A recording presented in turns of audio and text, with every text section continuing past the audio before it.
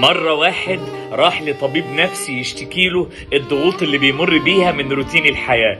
وهنا الطبيب النفسي سأله وقال له انت شغال ايه؟ قال له انا شغال محاسب في بنك. قال له طب وزوجتك شغاله ايه؟ قال له لا مراتي ما بتشتغلش، مراتي دي ست بيت. قال له طب احكي لي بالراحه كده، انت بتصحى امتى ومراتك بتصحى امتى وانت بتعمل ايه؟ قال له انا بصحى الساعه 7 عشان اجهز اروح للشغل، لكن مراتي بتصحى قبلي بساعتين 2 تجهز هدوم العيال وتاكلهم وتلبسهم وتوديهم المدرسه. قال له طيب بعد كده بتعمل ايه؟ قال له انا بروح الشغل وهي بتروح توديهم المدرسه. قال له طب اما بترجع بتعمل ايه؟ قال له هي بترجع بقى تنظف البيت وتجهز الغدا وتكوي وتجهز الهدوم، ولو عندها اي حاجه تعملها في البيت لغايه ما يجي ميعاد المدرسه تروح تجيب الاولاد وترجع اكون انا جيت من شغل المرهق. قال له طيب اما بتيجي من شغلك بتعمل ايه؟ قال له باكل على طول وبنام في السرير من شده الوجع والتعب.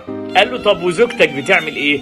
قال له مراتي بصراحه بتقعد تذاكر للاولاد وتقعد تجهز للاولاد الحاجات اللي هم بيعملوها في الواجبات بتاعتهم لغايه ما يجي ميعاد العشاء. هنا بقى تبدا تجهز العشاء وهنا تبدا تصحيني عشان اتعشى معاهم. قال له جميل، طب وبعد العشاء بتعمل ايه؟ قال له الوقت ده بيبقى بالنسبه لي بتفرج على التلفزيون، بقرا اخبار، بحاول اجهز بعض الحاجات لشغلي تاني يوم، بحاول اريح نفسي شويه عشان اخف من الضغوط اللي عني. قال له يعني انت بتقول كل اللي انت بتقول عليه ده وانت شايف ان انت اللي محتاج لطبيب نفسي؟ انت زهقان من عمل روتيني بتاخد مقابل، بس مراتك بتشتغل عمل روتيني ل 24 ساعة بدون راحة، بدون مرتب، بدون حوافز، بدون راحة، بدون اي كلمة شكر ممكن حد يقولها لها.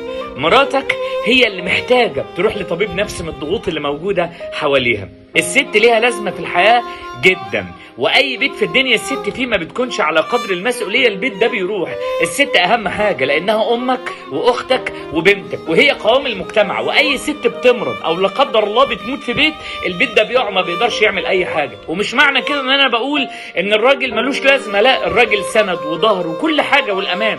الست مش هتعرف تشتغل في بيت كويس غير ما يبقى في راجل في ظهرها سند.